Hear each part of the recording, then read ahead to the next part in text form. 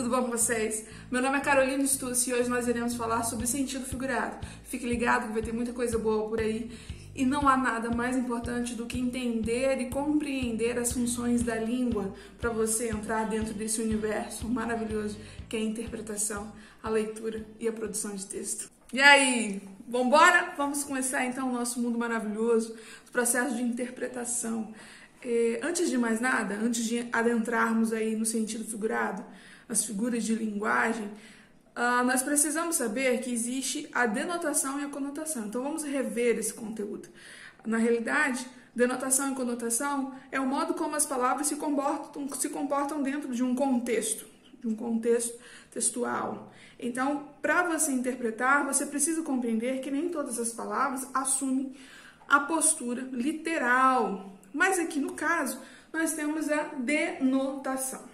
Denotação significa nada mais, nada menos do que a palavra sendo utilizada de modo objetivo, sem extrapolar o seu significado. Então, ela é utilizada de forma literal e real, muito objetiva. O sentido é aquele definido pelo dicionário. Então, ó a sacada aí, ó, de denotação, lembra, de dicionário. Então, fica a dica. Denotação, dicionário. Depois de denotação, nós temos conotação.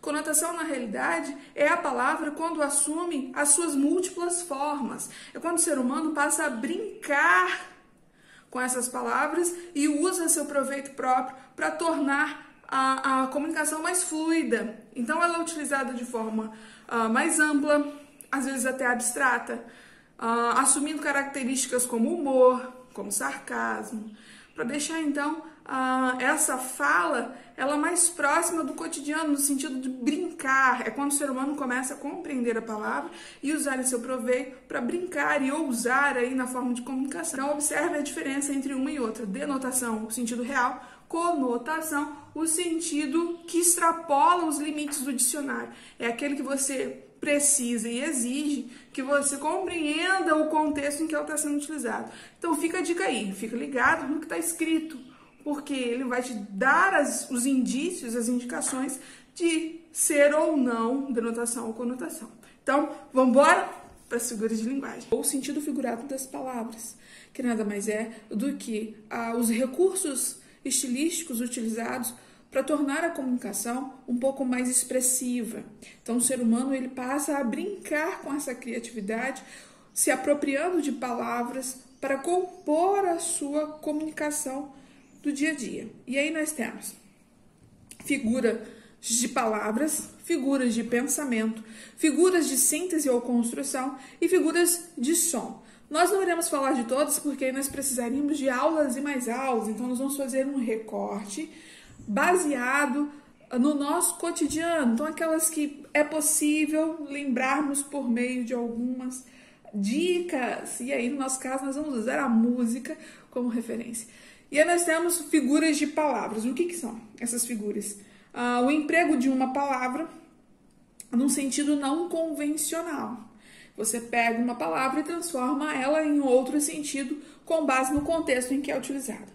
Depois nós temos figuras de pensamento, que na realidade são ideias combinadas ao pensamento. Então, é uma combinação entre palavras e pensamentos. Depois nós temos figuras de síntese ou de construção, que são palavras introduzidas dentro da construção de um período, fazendo uma concordância na ordem, na construção dos termos da oração. E por último, figuras de som, que são aquelas utilizadas para expressar sonoridade, palavras que expressam a sonoridade do contexto, muito comum em HQs. E aí nós chegamos nas figuras de palavras. E aí nós temos o primeiro caso, que é a metáfora. Metáfora é quando você emprega um termo que ele é diferente do que é usado atualmente. Então, nós vamos aí na frase que aparece aí para vocês. A vida é uma nuvem que voa. A vida é uma nuvem que voa. Na realidade, você tem a comparação da nuvem que voa no sentido assim, a vida, o tempo, ele passa e se você não aproveitar, você não percebe que ele está se acabando. E aí você usa uma palavra indevida para expressar algo que remete a um sentido muito claro, se você olhar o contexto em que ela está sendo utilizada. Outra frase também que nós podemos utilizar é: meu pensamento é um rio subterrâneo. Meu pensamento é um rio subterrâneo. Na realidade, meu pensamento, ele corre, ele está em movimento dentro do meu inconsciente. Então, se você olhar o contexto, você compreende a intenção da fala. Mas se você usar a palavra literalmente, né, se você empregar ela como a descrição do dicionário, você se perde. Logo abaixo nós temos a comparação. Quando você utiliza dois termos ou dois elementos para fazer a identificação. E aí, geralmente, ou usualmente, quando estamos lidando com o sentido de comparação, existem conectivos, como tal qual, assim como, que nem. Então, aparecendo esses conectivos, você já pode ficar atento que provavelmente está se referindo à comparação, quando se usa dois elementos e eles são similares, eles complementam o sentido. E aí nós temos a frase: seus olhos são como jabuticabas. Então, os seus olhos são como jabuticabas. Como é isso? O olho é uma jabuticaba? Não. Ele está querendo dizer que os seus olhos são tão bonitos como, ou os seus olhos me remetem à cor da jabuticaba. Outra frase: e flutuou no ar como se fosse um príncipe. E flutuou no ar como se fosse um príncipe. Como que o cara flutuou no ar? Na realidade, quer dizer que a pessoa tinha uma leveza, uma polidez nos seus atos, um comportamento tão polido, tão bem colocado, que parecia que ele estava flutuando, como se o chão para ele não existisse, porque ele era leve como o ar. E aí, logo em seguida, no finalzinho da primeira parte, nós temos metonímia, que diz a relação da transposição do significado das palavras. Nós temos a frase: costumava ler Shakespeare. Shakespeare costumava ler Shakespeare.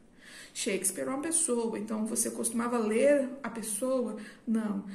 Costumava ler a obra de Shakespeare, mas ali não há necessidade de você repetir obra, porque fica subentendido que Shakespeare é um autor, então você acaba permitindo o sentido das palavras, se você conhece o contexto. Outra frase também seria: aquele poeta bebeu a morte. Como que eu bebo a morte? Bebeu a morte, complicou, né?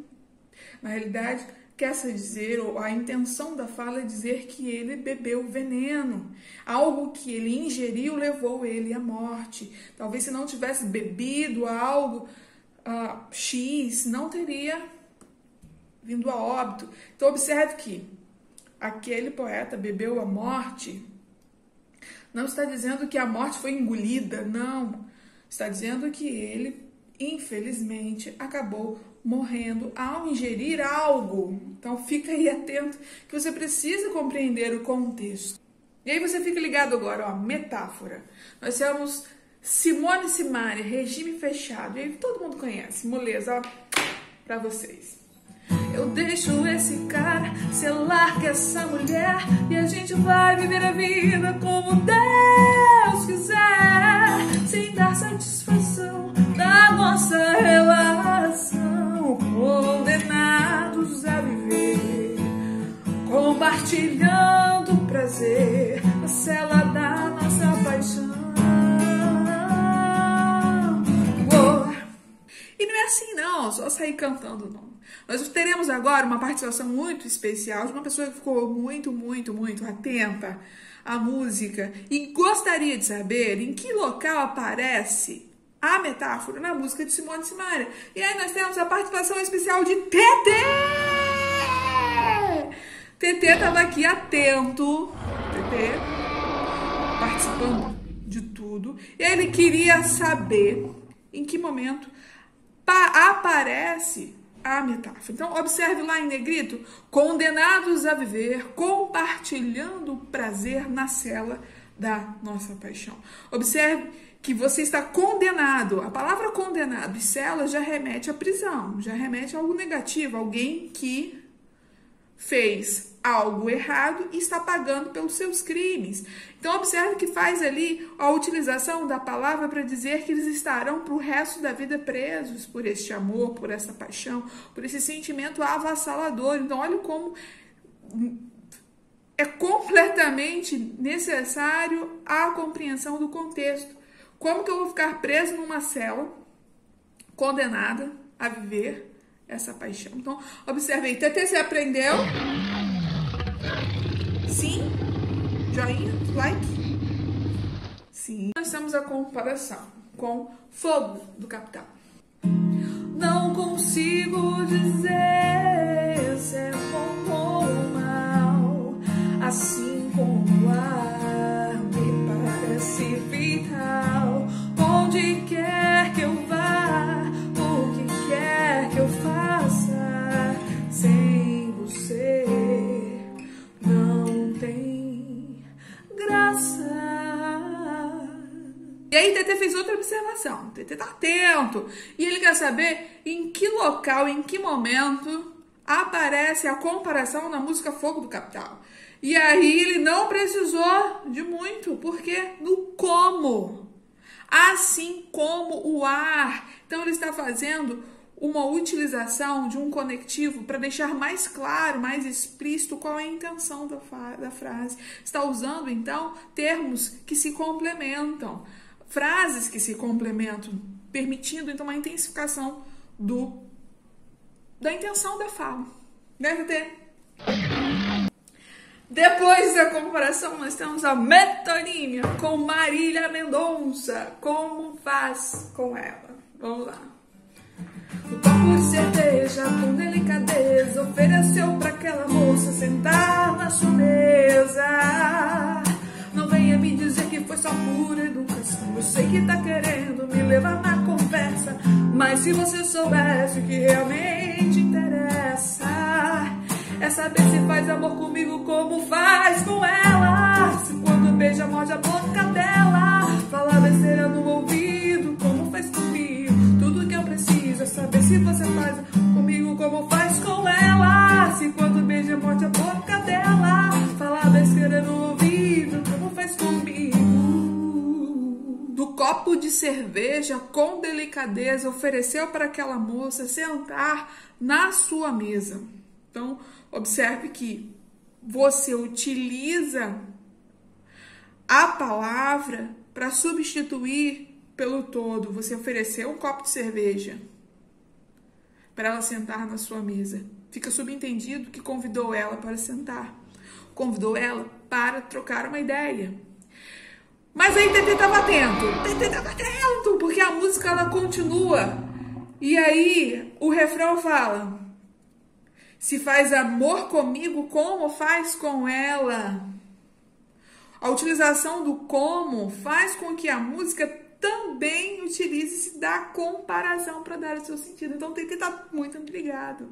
Vocês também precisam ficar ligados. Aparecendo conectivo pode estar, sim, relacionado à comparação.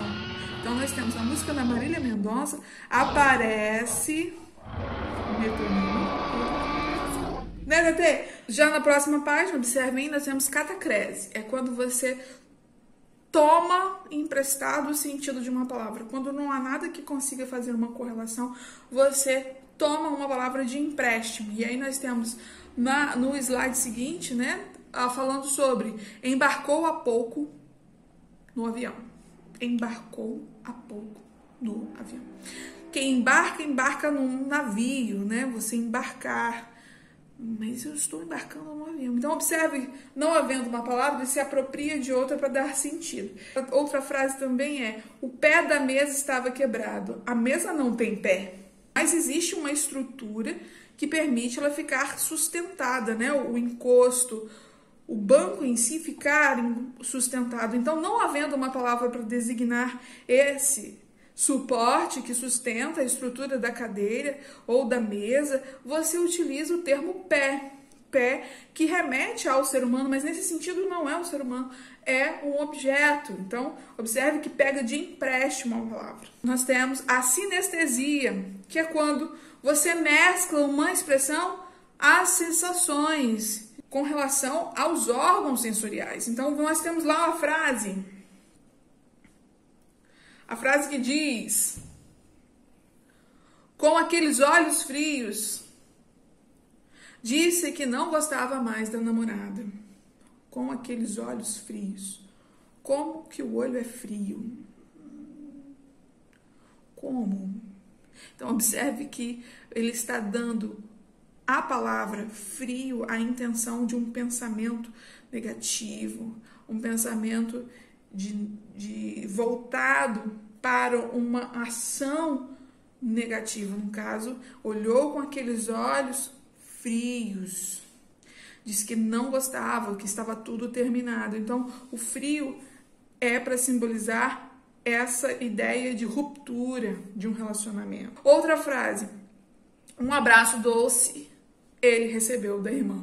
Um abraço doce.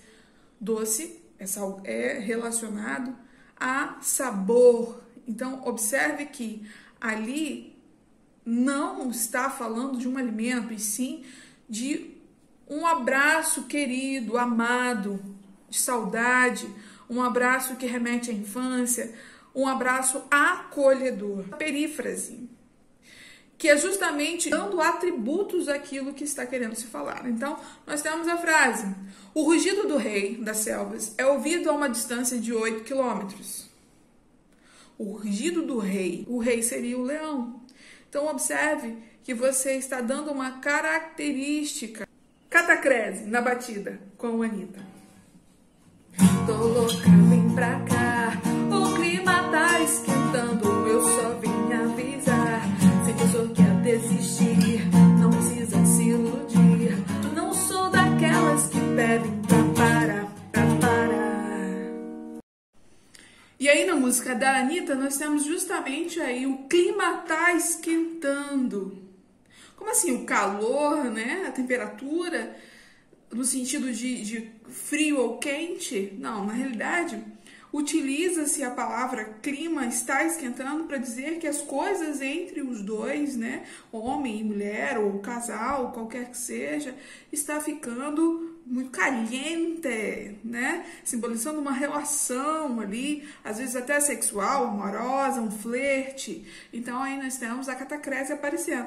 TT aqui tá tirando de letra, tá até quietinho, E aí chegamos na figura de pensamento. Observa aí a primeira que aparece, a hipérbole, no qual você utiliza uma palavra com a intenção de exagerar, de enfatizar uma ação. Então ela é extremamente intencional. Observa a frase quando ele diz quase morrer de estudar, né? Ninguém morre de estudar, né? Estudar não mata ninguém, mas o fato de você ter se dedicado um tempo muito grande, você, para dar ênfase que você se dedicou muito, principalmente quando você fala para sua mãe, quase morri de estudar, mãe, tô cansado. Você está querendo dizer que você está realmente cansado, então precisa de um tempo. Outra frase da hipérbole seria, não vejo você há séculos. Não vejo você há séculos. Lembrando que um século possui 100 anos, então já começa aí o exagero. Às vezes você não viu a pessoa, já tem mais ou menos 3 dias, então não vejo há séculos. Observe a intenção de dar maior ênfase de que você está com saudade da pessoa. Em seguida, nós temos o eufemismo, que nada mais é do que utilizar palavras para suavizar o contexto. Geralmente é um pensamento desagradável e chocante, e aí você utiliza palavras que diminuem, pelo menos na expressão, na intenção da frase, você minimiza o peso que ela representa. E aí nós temos ali, entregou a alma a Deus. Quando ele diz entregou a alma a Deus, está dizendo que a pessoa, infelizmente, morreu. Mas aí você fala de uma forma mais bonita, até mesmo para você estar demonstrando empatia pela pessoa. E outra frase também ligada ao eufemismo seria: ele sempre faltava com a verdade. Na realidade, está chamando ele de mentiroso, mas para ficar uma frase menos agressiva, põe que ele faltava com a verdade. Litote é para suavizar uma ideia. E aí, observe a frase: não é que sejam más companhias. disse ao filho. Na realidade, o filho indaga a mãe sobre o fato, talvez, de querer passear, e aí ela diz que não é que essas pessoas sejam ruins, né? Mas eu não quero você com elas. Outra frase também. Ela não canta mal. Ela é esforçada, né? Não tá de todo mal, não tá ruim assim. Então dá uma suavizada para que a pessoa não se sinta tão constrangida ou triste, né? Depois nós temos a gradação, intensificar ou não uma ideia dentro de uma frase, atingir o clímax ou anticlímax.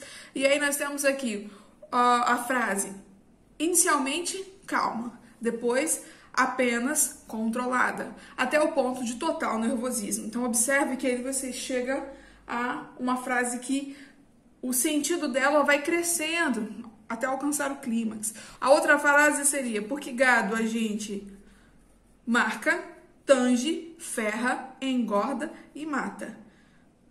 Mas com gente é diferente. Então observe aí o clímax, dizendo que há todo um processo até que haja o abate do gado. A personificação, que é quando você atribui a objetos e animais características que são basicamente humanas.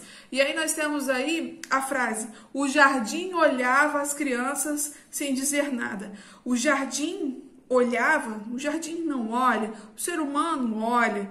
Então está dando ao jardim uma característica que é basicamente do ser humano, olhar e dizer, né? Então é como se o jardim estivesse ali acompanhando as crianças. Outra frase seria: eu podia ver o cansaço arrastando-se no chão e vindo em minha direção. Como que o cansaço se arrasta? Ele é um réptil? Ele é uma cobra para se arrastar? E aí ele vem em minha direção? Então, quer dizer que era possível mensurar, era possível perceber que esse cansaço estava tomando a pessoa, como se isso fosse algo inevitável, estava vindo, então ele estava se sentindo no limite das suas forças. E vamos de música agora com figuras de pensamento. Hipérbole, com Exagerado, do Cazuza. Eu nunca mais vou respirar se você não me notar. Eu posso até morrer de fome se você não me amar. Eu nunca mais vou respirar. Observe que ele está dizendo que se você não notar, você vai sufocar e morrer. E aí depois diz: eu posso até morrer de fome se você não me amar. É como se ele tivesse no limite, e aí ele iria passar mal, e ele ia ficar no sentido de exaurido e morrer por causa daquele amor não correspondido. E aí vamos lá agora com personificação, com Te Vivo, de Luan Santana. Para quem não sabe, a prof está grávida, então vamos ver se o diafragma vai permitir ela cantar essa música, mas vai dar certo, vamos lá. A gente não precisa estar colado pra estar junto, nossos corpos se conversam por horas e horas, palavras dizendo a todo instante um pro outro o quanto se adora. Não preciso te olhar pra te ter em meu mundo, porque onde quer que eu vá, você está em tudo.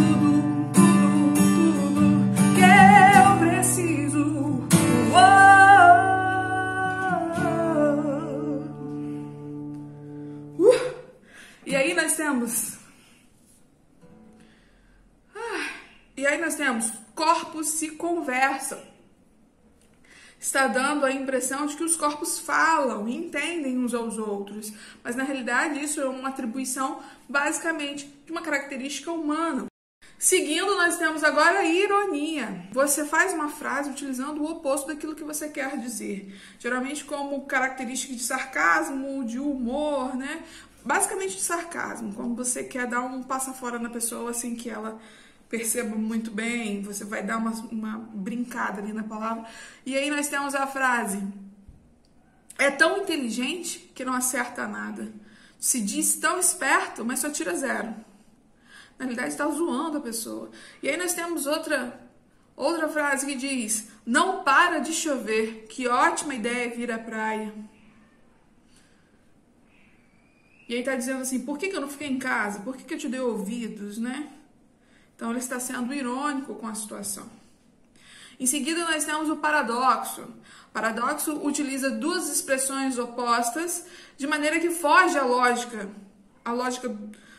do que seria empregado. Então, nós temos: estou cego de amor e vejo o quanto isso é bom. Primeiro, você está cego, a incapacidade de ver. Isso, na teoria, é uma coisa ruim. E aí depois ele diz que é muito bom ficar cego de amor. Então, observe que não tem lógica você ficar cego e gostar de ficar cego. Ela achava-o feio e bonito ao mesmo tempo. Feio e bonito são coisas que são contrastes, são opostas. Mas ele está dizendo assim, mesmo tendo características que não lhe agradavam, num outro contexto ou outras tantas características, eram tão boas quanto. Então, acabava permitindo um equilíbrio. Então, ela gostava dessa pessoa independente de suas características ruins, né? E aí nós temos apóstrofe, que é utilizado palavras com a intenção de invocar, de chamar interlocutores que às vezes não são seres reais ou seres de contextos que podem ser atribuídos aí à intenção de chamar. Uma frase seria: ó Deus, tende piedade de nós. Então, observe que eu estou chamando Deus. Outra frase aí, a frase que está aí em descrição é: ó céus, é preciso chover mais? Você está falando com o céu: ó céus, é preciso chover mais? Tipo assim, não tá bom não? Chega? Já choveu muito, tá ficando difícil, tá ficando complicado. Por último, nós temos a antítese. A antítese é quando você usa termos de sentidos opostos. E aí nós temos a frase: toda guerra finaliza por onde deveria ter começado, a paz. Então, a guerra sempre chega à paz. Mas não deveria ser o contrário? Antes do conflito matar inúmeras pessoas ou criar situações de violência, não deveria ter sido negociado a paz antes? Então, observe que esses sentidos opostos, guerra e paz. Outra frase seria: quem ama o feio, bonito lhe parece. Observe que feio e bonito são opostos. Mas aí quer dizer que a pessoa, quando ama a outra, às vezes ela não enxerga algumas características e que para ela isso são normais, fazem parte do contexto, e que a pessoa é tão bela quanto, independente do que a sua aparência lhe permite. E aí nós chegamos à ironia, com R$50 de Nayara Azevedo. Vamos lá. Bonito, que bonito, hein? Que cena mais linda, será que eu estou atrapalhando um casalzinho aí? Que lixo, cê tá de brincadeira. Então é aqui o seu futebol de toda quarta-feira. Observe aí que ela diz, em tom de ironia: que bonito, hein? Que papelão. É aqui que você tá? Tô atrapalhando? Que lixo, hein? É aqui que você vem toda vez que você diz que vai para outro lugar? Observe que ela tá possessa, tá com raiva. Mas aí ela usa um tom de ironia para meio que dar uma cutucada. Antítese, com Amo Noite e Dia, de Jorge Mateus. Passo o dia, passo a noite, estou apaixonado. Coração no peito, sofre sem você do lado. Dessa vez tudo é real, nada de fantasia. Saiba que eu te amo, amo noite e dia. E aí ele usa palavras que são opostas: dia e noite. Observe que as duas palavras estão dentro do mesmo contexto. Isso é uma antítese. Figuras de som ou figuras de harmonia. E aí nós temos a primeira, que fala sobre a aliteração. A aliteração é quando usamos a repetição de sons consonantais. Exemplo: o rato roeu a roupa do rei de Roma. Observe que nós temos o R ali se repetindo e dando essa noção de rítmica. Depois nós temos a paronomásia, que utiliza palavras cujos sons são parecidos, visa a introdução e ela a conclusão. Depois nós temos a assonância, que fala sobre a repetição de sons vocálicos. Enquanto a literação é consonantais, nós temos que a assonância são os vocálicos. Exemplo: São como os anjos seus alunos. Olha a colocação das palavras aí, em que os sons vocálicos permitem também essa sonorização. E por último, onomatopeia, que são palavras utilizadas dentro do discurso que imitam o som específico. Exemplo da frase: não aguento o tic-tac do relógio. Tic-tac, tic-tac é um som que o ponteiro emite. Então, representou isso em palavras. Tic-tac. Ou boom, né? Nós temos também esse boom, quando tem uma explosão. E aí, observe o exemplo aí. Nós temos duas charges, que expressam bem essa questão da aliteração e da onomatopeia. Observe a aliteração no qual o Cebolinha fala: o rato roeu a roupa do rei de Roma. E aí o Cascão fala: Cebolinha, você aprendeu a falar. Por quê? O Cebolinha, ele tem uma dificuldade na fala. Então, utilizando essa expressão, deu a entender de que ele tinha então corrigido seu problema na fala.